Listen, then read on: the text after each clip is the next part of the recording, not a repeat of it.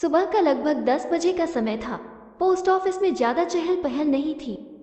Post office के मेरे cabin से पूरा की पूरा पोस्ट ऑफिस मुझे साफ दिखाई देता था। मेरी नज़र एक 40-42 साल की महिला पर गई। दिखने में सीधी सादी, मेकअप रहित, प्रभावशाली व्यक्तित्व वाली, पहनावे से मध्यम वर्गीय लग रही थी। जिस तरीके से वो ऑफिस के कर्मचारियों से बातचीत कर रही थी, यद्यपि मुझे उनकी बातचीत सुनाई नहीं दे रही थी, उसके स्वभाव की नम्रता साफ झलक रही थी। थोड़ी देर बाद मैंने देखा तो वो बेचैन सी बेंच पर बैठी थी। शायद उसे किसी का इंतजार था। इतने में पोस्ट ऑफिस की एक एजेंट आई। उस महिला ने एजेंट से कुछ बात की और एजेंट ने अंदर आकर मुझसे पूछा, सर, इनकी आरडी मैच्योर हो गई है, लगभग 9,000 की रकम है, लेकिन शर्मा जी कह रहे हैं कि अभी कैश नहीं है, 11 बजे बैंक खुलने पर ही पेमेंट हो सकता है। सर, मैंने पार्टी को बताया था कि मैं उनका पेमेंट जल्द ही करवा दूंगी।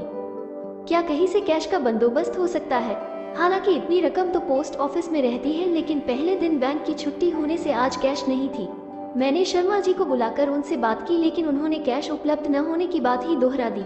एजेंट से उस महिला को 11:30 बजे तक इंतजार करने को कहकर मैं अपने काम में व्यस्त हो गया, क्योंकि बैंक खुलने के बाद कैश लाने में भी आधी घंटा तो लगेगा ही।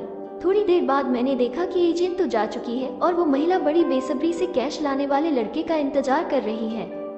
11:35 को वो महिला लगभग रुआसी होकर मेरे केबिन में आकर कहने लगी, सर, मेरी बुजुर्ग सास जो कि 85 साल की है, उनके खाने का समय हो रहा है। मुझे उन्हें समय पर खाना खिलाना है। कैश आने में और कितना समय लगेगा? अब लड़का आता ही होगा। उसे देखकर सहज ही अनुमान लगाया जा सकता था कि उसके लिए एक एक मिनट कितना महत्वपूर्ण है।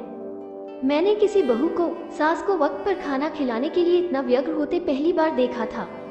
मेरा काम करने में मन ही नहीं लग रहा था। पूरा ध्यान उस महिला पर ही केंद्रित था।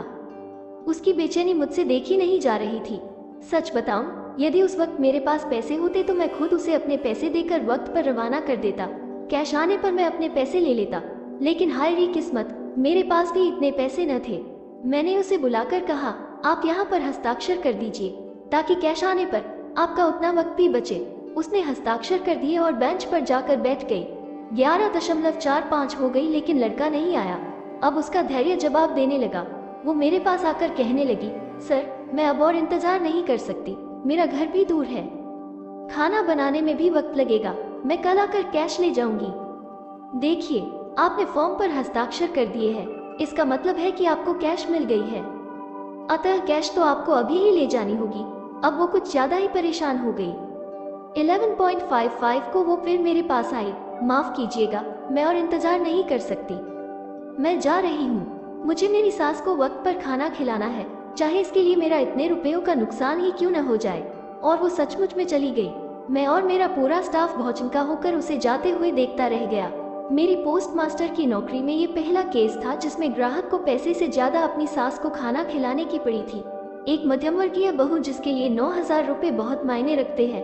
पूरे 12 महीने थोड़े थोड़े पैसे जमा कर कर उसने ये राशि जुटाई थी। इतनी सहजता से पैसे छोड़कर कैसे जा सकती है? हम सभी को ये बात हजम ही नहीं हो रही थी। आजकल ही नहीं तो प्राचीन काल से ही सास बहू का रिश्ता एक ऐसा रिश्ता कहलाता है जिसे जैसे न चाहते हुए दोनों ही निभाती है। आए दिन हम सास बहू के अनबन के किस्से पढ़ते सुनते रहते हैं।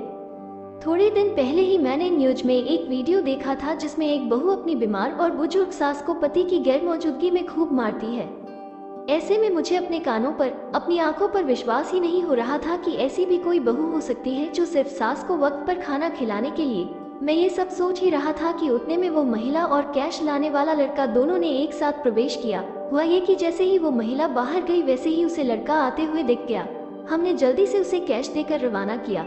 मुझे और मेरे पूरे स्टाफ को ऐसे लग रहा था कि जैसे हमने उस महिला को कैश सौंपकर बहुत बड़ा काम किया हो। अभी भी जब भी वो घटना याद आती है तब आंखों देखी घटना होने के बावजूद भी विश्वास कर पाना कठिन होता है कि क्या ऐसी भी कोई बहू हो सकती है। आशा करती हूँ कहानी आपको पसंद आई होगी। चैनल पर नए हैं तो सब्सक्राइब करना ना भूलें। धन्यवाद।